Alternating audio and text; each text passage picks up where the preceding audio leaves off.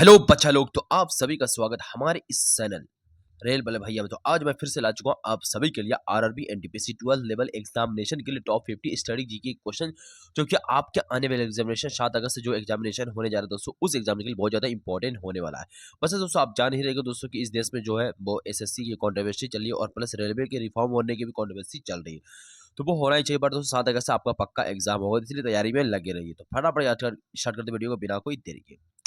Super the best पहला सवाल बनेगा आपसे कि भारत का सबसे ऊंचा पर्वत श्रृंखला कौन सा है। तो आपसे को बताना भारत का सबसे ऊंचा पर्वत श्रृंखला जो वो केटू है। केटू यानी गॉडविन आस्टिस का नाम है, ठीक है। भारत में सबसे ऊंचा, हालांकि केटू पाक अधिकृत कश्मीर में है और भारत में पूरी तरीके से इससे सर्वोच्च चोटी जो वो कांचनजंगा, ठीक है। ये केटू जो वो भारत का हिस्सा है, पर दोस्तों ये पीओके में पड़ता है। और वही दोस्तों आपसे कंचनजंगा ये पूरी तरीके से भारत में है दोस्तों, ठीक है। अगला सवाल बनता है आप सभी को कि अगला सवाल जो बनता है आप सभी का, जैसे कि आप यहाँ भी देख सकते हैं। अगला सवाल बनता है बच्चों आप सभी का कि भारत रत्न पुरस्कार पाने वाले पहले भारतीय कौन थे। तो आप सभी को बता पहले भारतीय जो वो सर्वपल्ली राधाकृष्ण थे, याद रखना, ठीक है। अगला सवाल बनता है आप सभी को बच्चों, जैसे कि आप यहाँ देख सकते हैं। अगला सवाल बनता है आप सभी का कि भारतीय संविधान में किस अनुच्छेद में जीवन का अधिकार शामिल है। या आप सभी को बताना है कि भारतीय संविधान में किस अनुच्छेद में जीवन का अधिकार शामिल है। तो आप सभी को बताते हैं अनुच्छेद 21, याद रखा, अनुच्छेद 21 में दोस्तों जीवन के अधिकार शामिल, याद रखना, ठीक है। भारतीय संविधान के किस अनुच्छेद में जीवन का अधिकार शामिल है, आप सभी को अनुच्छेद 21 में, ठीक है। अब जरा अगला सवाल देख लेते हैं। अगला सवाल क्या बोलता है, ये क्या आ गया, ऊपर करो ऊपर करो ऊपर करो। अगला सवाल बनता है बच्चों आप सभी, जैसा कि यहाँ देख सकते हैं आप सभी। अबे क्या हो गया। अगला सवाल बनता है आप सभी का कि क्षेत्रफल की दृष्टि से भारत का सबसे बड़ा राज्य कौन सा है। तो आप सभी को पता है दोस्तों वो राजस्थान, और जैसे की दृष्टि से उत्तर प्रदेश, ठीक है। अगला सवाल बनता है बच्चों आप सभी का, जैसे कि आप यहाँ देख भी सकते हैं, कुचिपुड़ी किस राज्य का शास्त्रीय नृत्य है। तो आप सभी को पता है कुचिपुड़ी जो है वो आंध्रा का दोस्तों, आंध्र प्रदेश का जो है वो क्या बोलते हैं, शास्त्रीय नृत्य, ठीक है। अगला सवाल बनता है आप सभी का, इंपॉर्टेंट सवाल है, हल्का भी सवाल है कि गेटवे ऑफ इंडिया कहाँ है। तो आप सभी को पता है वो ये कहाँ है, मुंबई में, ठीक है। अगला सवाल बनता है बच्चों आप सभी का कि भारत में पहली जो रेल लाइन कब बिछाई गई थी। आप सबको बताना है कि वो बिछाई गई थी 1853 में बिछाई गई थी, ठीक है। 1853 में पहली बम्बई से थाना ट्रेन चलती है, आप सभी को पता भी होगा, ठीक है। अगला सवाल बच्चों बनता है आप सभी का कि पंचायती राज व्यवस्था सर्वप्रथम किस राज्य में लागू की गई थी। आप सभी को बताना है कि पंचायती राज व्यवस्था जो है सबसे सर्वप्रथम किस राज्य में लागू की गई थी, राजस्थान में लागू की गई बच्चों, ठीक है। अगला सवाल बनता है आप सभी का कि नीति आयोग का अध्यक्ष कौन होता है। आप सभी को बता रहे कि नीति आयोग का अध्यक्ष कौन होता है, आप सभी को वो प्रधानमंत्री होता है बच्चों, ठीक है। अगला सवाल बनता है बच्चों की हुमायूं नामा पुस्तक किसने लिखी। आप सभी को बता रहे इंपॉर्टेंट सवाल है, हिस्ट्री का सवाल है दोस्तों कि हुमायूं नामा पुस्तक किसने लिखी। तो आप सभी को बता दें उसने लिखी गुलबदन बेगम, जो कि हुमायूं की बहन थी, ठीक है। अगला सवाल बनता है बच्चों आप सभी का, जैसा कि आप यहाँ देख भी सकते हैं। अगला सवाल बनता है आप सभी का कि प्रसिद्ध सांची स्तूप कहाँ स्थित। तो आप सभी को बता दें प्रसिद्ध सांची स्तूप जो वो मध्य प्रदेश में स्थित है बच्चों, ठीक है। क्वेश्चन को याद करते हुए जाएगा दोस्तों, ठीक है। भारत राष्ट्र कांग्रेस की स्थापना कब की गई थी। तो आप सभी को बता दें भारत राष्ट्र कांग्रेस की स्थापना जो वो 1885 में एहो ह्यूम के द्वारा की गई थी, याद रखना, ठीक है। 1885 में की गई थी, ठीक है। अगला सवाल बनता है बच्चों आप सभी को भारत की सबसे लंबी तटरेखा वाला राज्य कौन सा है। तो आप सभी को बताना है कि भारत की सबसे लंबी तटरेखा वाला राज्य जो वो अब हमारा गुजरात राज्य है, ठीक है। अगला सवाल बनता है दोस्तों कि आप सभी का कि भारत का नेपोलियन किसे कहा जाता है। तो भारत का नेपोलियन जो वो समुद्रगुप्त को कहा जाता है, ठीक है। अगला सवाल बनता है बच्चों की संयुक्त राष्ट्र संगठन यूएनओ का मुख्यालय कहाँ है, ठीक है। संयुक्त राष्ट्र संगठन यूएनओ का मुख्यालय कहाँ है। तो आप सबको बता यूएनओ का मुख्यालय जो है न्यूयॉर्क में, ठीक है।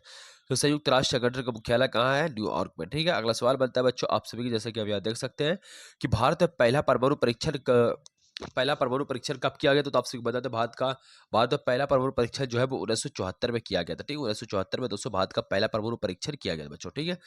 अगला सवाल बनता है आप सभी को, जैसा कि आप यहाँ देख भी सकते हैं कि ग्रैंड ट्रंक रोड का निर्माण किसने करवाया था। तो आपसे बोलते हैं ग्रैंड ट्रंक रोड का निर्माण जो वो शेरशाह सूरी ने करवाया था, जिसे हम लोग जीटी रोड के नाम से भी जानते हैं, ठीक है। शेरशाह सूरी जो दोस्तों पहले ऐसा शासक जिसने दोस्तों मुगल को हटाकर हुमायूं को हराकर पहली बार जो दिल्ली गद्दी पर जो बैठा था। और ये दूसरा जो है वो अफगानी शासक था, ठीक है, जो कि दिल्ली की सल्तनत पर बैठा, ठीक है। अगला सवाल बनता है बच्चों आप सभी का कि गोबी रेगिस्तान किस महाद्वीप पे स्थित है। आप सबको बता दें गोबी रेगिस्तान जो है किस महाद्वीप पे स्थित, आप सबको बता दें वो जो है एशिया में स्थित है बच्चों, ठीक है, एशिया में स्थित है, ठीक है। अगला सवाल बनता है बच्चों आप सभी का कि भारत के पहले मुख्य चुनाव आयुक्त कौन थे। आप सबको बता रहे कि भारत के पहले मुख्य चुनाव आयुक्त कौन थे। तो आप सबको बता दें सुकुमार सेन जो है वो भारत के पहले जो है कौन थे, मुख्य चुनाव आयुक्त थे बच्चों, ठीक है। अगला सवाल बनता है आप सभी का कि एलिफेंटा की गुफाएं कहाँ स्थित है। तो ये आप सभी को उड़ीसा महाराष्ट्र में, सॉरी महाराष्ट्र में स्थित है, ठीक है।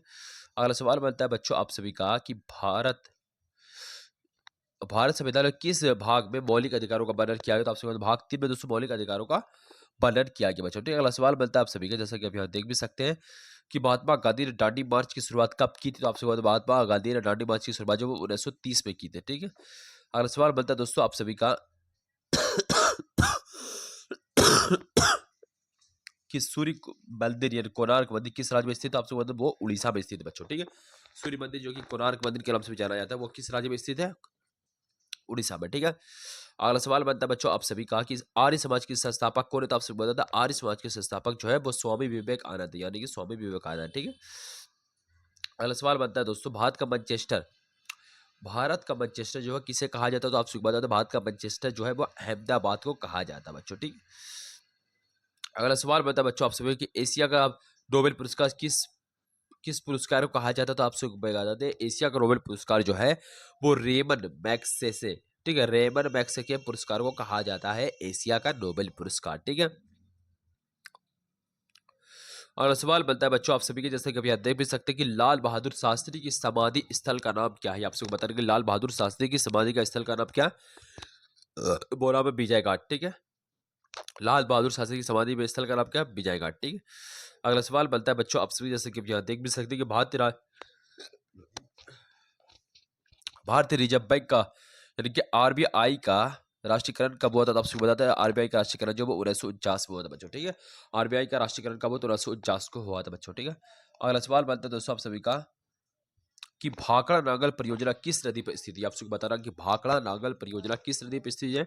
तो आपसे को बताते हैं कि सतलज नदी पे दोस्तों भाखड़ा नागल परियोजना स्थित है। ठीक है, भाखड़ा से याद रखना आप सभी को, कहाँ? सतलज में। ठीक है, ठीक है, भाखड़ा नागल परियोजना कहाँ स्थित है? आपसे को बताते हैं सतलज में स्थिति है। ठीक है, अगला सवाल बनता है बच्चों आप सभी, जैसे कि आप यहाँ देख भी सकते हैं कि विश्व पर्यावरण दिवस कब मनाया जाता है? तो आपसे विश्व पर्यावरण दिवस जो है 5 जून को मनाया जाता है। ठीक है, विश्व पर्यावरण दिवस कब मनाया था? 5 जून को मनाया था। ठीक है, भारत का लौह पुरुष किसे कहा जाता है? इंपॉर्टेंट सवाल है, तो आप सभी को बता दें दोस्तों लौह पुरुष सरदार वल्लभ भाई पटेल को कहा जाता है, जो कि दोस्तों गुजरात में इसकी सबसे लंबी मूर्ति लगी हुई है, जो कि सबसे दुनिया की सबसे ऊंची मूर्ति है। ठीक है, अगला सवाल बनता है बच्चों आप सभी के, जैसे कि देख सकते हैं इंपॉर्टेंट सवाल है कि अजंता और एलोरा की गुफाएं किस राज्य में स्थित है? आप सभी को बताना है, तो भारत में जो है अजंता की गुफा जो महाराष्ट्र में। ठीक है, अगला सवाल बनता है बच्चों आप सभी का कि संविधान बनने में, इंपॉर्टेंट सवाल है, भारत का संविधान बनने में कितना समय लगा? तो आप सभी को बताते हैं भारत का संविधान बनने में जो वो 2 साल 11 महीने 18 दिन लगे थे। ठीक है, अगला सवाल बनता है बच्चों आप सभी, जैसा कि आप यहाँ देख भी सकते हैं कि सफेद रेगिस्तान भारत के किस राज्य में स्थित है? आप सभी को बताना है कि सफेद रेगिस्तान जो है भारत के किस राज्य में स्थित है? तो आप सभी को बताते हैं सफेद रेगिस्तान जो वो गुजरात के कच्छ का रण, ठीक, कच्छ का रण एक जगह है जहाँ दोस्तों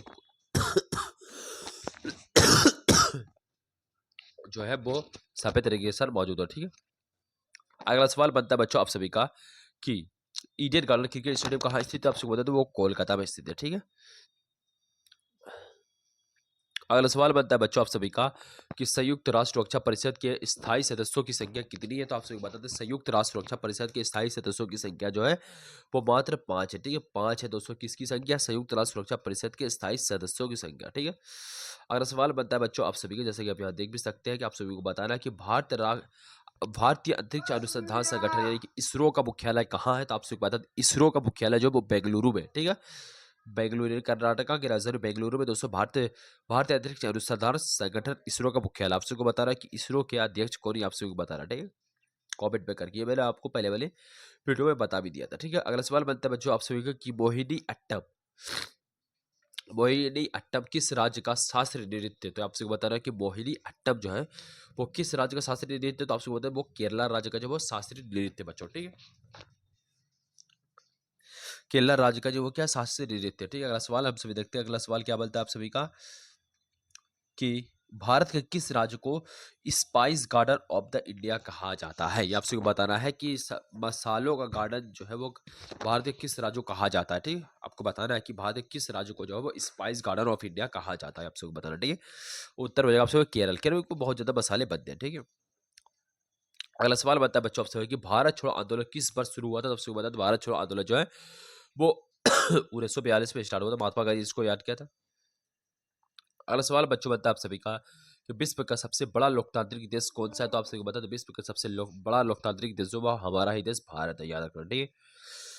अगला सवाल बनता है बच्चों आप सभी का कि पहला ओलंपिक खेल कहाँ आयोजित किया गया था, तो आप सभी को बता दो पहला ओलंपिक खेल जो है वो एथेंस में आयोजित किया गया था, ठीक है। एथेंस में आयोजित किया गया था, आप सभी को बता दें उसके बारे में कुछ जानकारी। तो आधुनिक ओलंपिक 1896 में स्टार्ट किया गया था, ठीक है, और एथेंस में, ठीक है।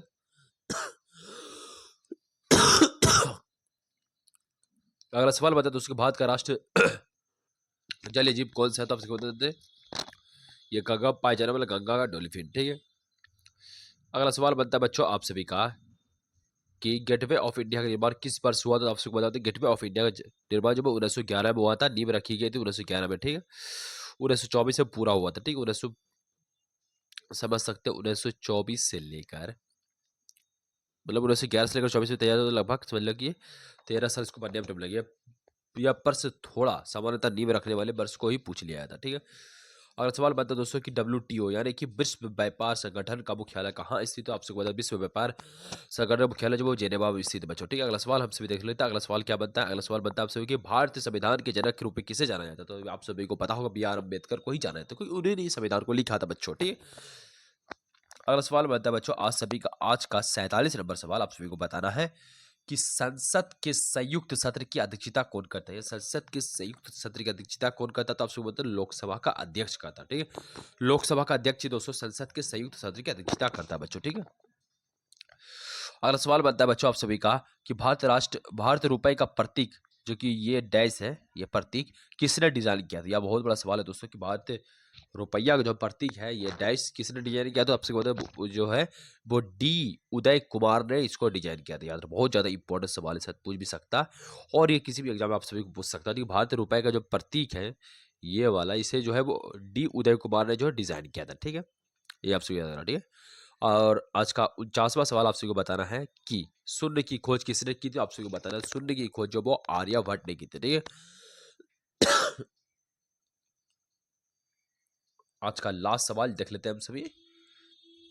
तो स्टैटिक जी के ये लास्ट सवाल आप सभी का कि भारत की सबसे बड़ी मीठे झील की झील कौन सी है, भारत की सबसे बड़ी मीठे पानी की झील कौन सी है, तो वो आप सभी के बुलर झील है, ठीक है। ये आप सभी के 50 सवाल थे जो कि आपके आने वाले एग्जामिनेशन जो कि 7 अगस्त से स्टार्ट होने वाले NTPC का 12th लेवल एग्जामिनेशन उसमें के लिए बहुत ज्यादा इंपॉर्टेंट ये सवाल है बच्चों, ठीक है। सो मिलता है नेक्स्ट वीडियो, तब तक के लिए बाय बच्चों, ठीक है।